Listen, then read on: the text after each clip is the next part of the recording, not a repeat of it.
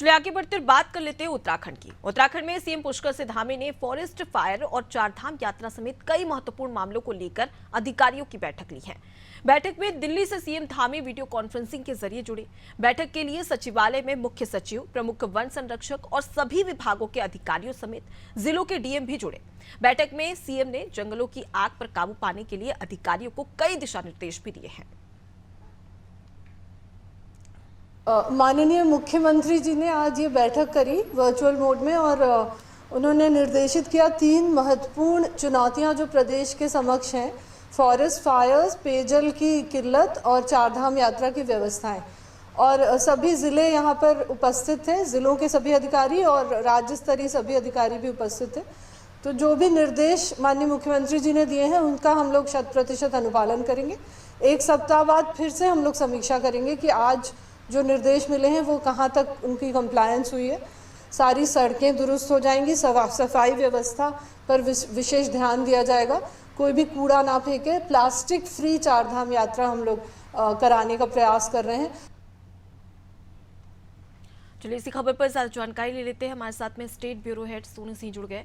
सोनू, काफी महत्वपूर्ण ये बैठक और बैठक में मुख्यमंत्री के द्वारा काफी ज्यादा महत्वपूर्ण निर्देश भी दिए गए, क्योंकि उत्तराखंड में फिलहाल की स्थिति में सबसे बड़ी समस्या है वनाग्नि पर काबू पाना। अब ऐसे में किस प्रकार से इसका पालन किया जा रहा है, और पहले भी इसी प्रकार से निर्देश मुख्यमंत्री के द्वारा दिए गए थे और एक बार फिर से अब इसी पर निर्देश दिए गए हैं। फिलहाल किस प्रकार से अमल किया जा रहा है और अधिकारियों का क्या कुछ फीडबैक यहाँ पर देखने को मिल रहा है?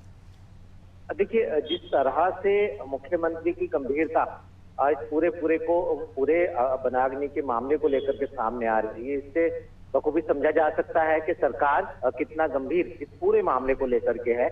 और बार बार जब मुख्यमंत्री मुख्य सचिव से और संबंधित विभाग के अधिकारियों से फीडबैक ले रहे हैं, मॉनिटरिंग कर रहे हैं, तो इसको बखूबी समझा जा सकता है कि आखिर सरकार कितनी गंभीरता से पूरे के पूरे मामले को और इसकी रोकथाम के लिए लगी हुई है। इसके साथ साथ मुख्यमंत्री जब अधिकारियों से बैठक लेते हैं तो अधिकारियों को ये फीडबैक भी देना होता है कि अभी तक पिछली बार जब दिशा निर्देश पिछली बैठक में मुख्यमंत्री ने दिए थे तो उसके अनुपालन में क्या क्या कार्य किए गए, इसका प्रस्तुतिकरण किया गया।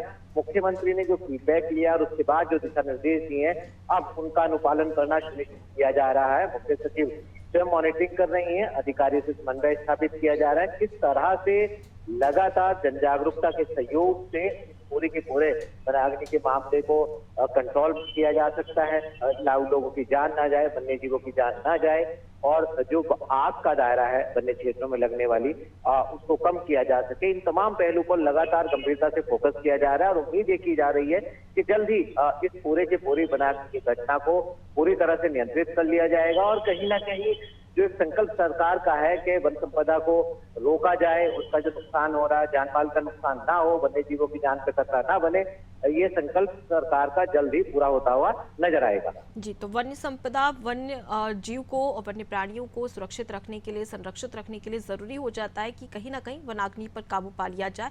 बहरहाल देखने वाली बात होगी कि जिस प्रकार से अधिकारियों को निर्देश दिए गए उनके द्वारा क्या कुछ रोड मैप यहाँ पर बनाया जाता है, क्योंकि जैसे ही गर्मी का सीजन शुरू होता है वनाग्नि की घटनाएं लगातार बढ़ती हुई भी नजर आती है। फिलहाल के लिए बहुत शुक्रिया सोनू, तमाम जानकारी हम तक पहुंचाने के लिए।